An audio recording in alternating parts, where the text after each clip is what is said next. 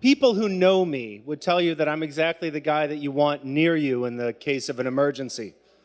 It's not that I was born with a natural sense of calm, it's that I was inoculated into this. I was raised in a family of 6 and there were 4 boy children. Anybody have a brother? Anybody have 3 brothers? You know what I'm talking about. At one point in time, we went to the emergency room, and I don't remember who it was, but we walked in the door, and the doctor literally said, "Which one is it this time, Mr. McDunnell?" I think my dad had a tab that they just wrote everything down. This particular story, it's really not fair to blame it on the cat, but the cat got blamed for an awful lot of things in our house, some of which were the cat's fault.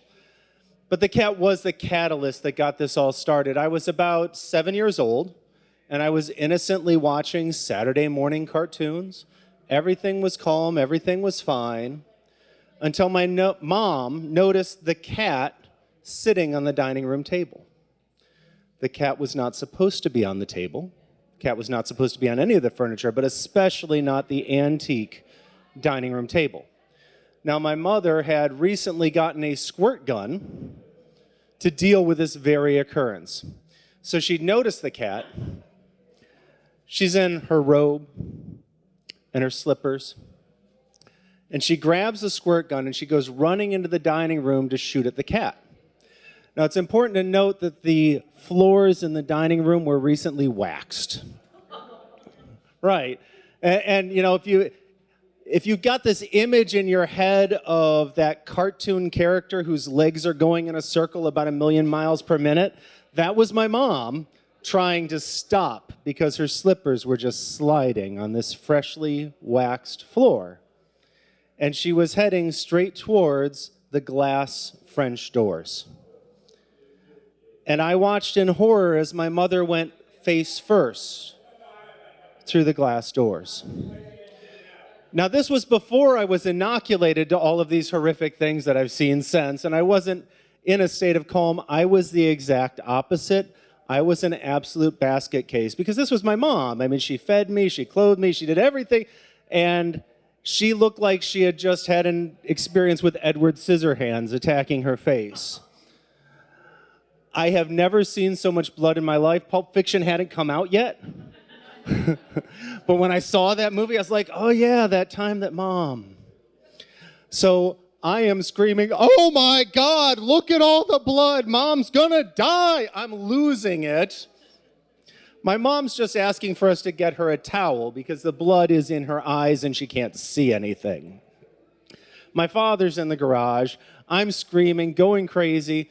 And my brother, who's only 2 years older than me, but had already been through plenty more traumatic experiences, was already much more level-headed. He grabs me, gets my face straight like this, looks me straight in the eye and says, "Matt, go down the block and get Dave English." I now have a purpose. Dave English was one of my older brother's friends. There was absolutely no reason to get Dave English that I wasn't thinking through this, but I had a purpose. I was like the Flash or Superman. I was running with every inch of speed I could the entire 2 blocks to Dave English's house. In retrospect, you go back and think back, my brother could have said, "Matt, go get Dad, he's in the garage." But he didn't. So I got to Dave English's house, and I'm banging on the doors, and nobody's coming. I'm going around looking in the windows. I can't find. I am ready to pick up a rock to break the windows to get to Dave English.